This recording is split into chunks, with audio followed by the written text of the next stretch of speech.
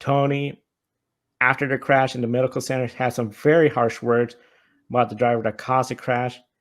Do you agree with Tony's comment after the crash? And overall, is this a race where ARCA would probably want to forget about? Yeah, well, not just any driver, Gus Dean or teammate. That competition meeting at Venturini Motorsports this week, to be a fly on the wall at that meeting would be very interesting for sure, given Toni Breidinger's comments in her post-race interview, or not even post-race interview, I guess, post coming out of the infield care center interview as the race was still going on because it was so early in the race that she got taken out.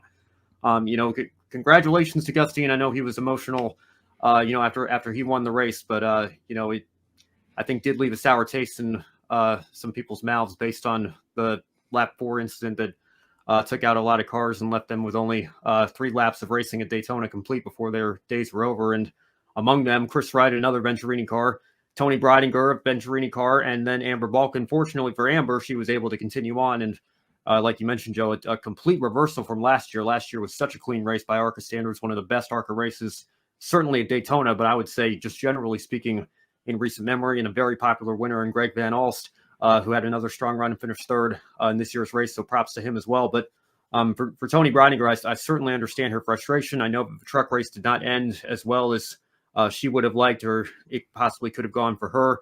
She did keep it running at the finish. Obviously was caught up in a couple incidents and ended up a few laps down by the end of it. But she has a brand new partnership with Celsius this year, and I know that she was very excited to come to Daytona to have the opportunity to compete in both of these races, and really wanted to end the night on a high note, and unfortunately couldn't really get going there. Gus Dean, I think certainly it was far too early in the race for him to, try clearing himself that quickly, and the two of them made contact. He, of course, was able to carry on and went on to win the race, whereas Breidinger and several others got caught up in an opening laps incident. Shane Van Gisbergen was another one of those. We talked a lot about him on the Encore show last night as well. So a lot of good cars. Very unfortunate to see so many good cars get taken out that early in the race.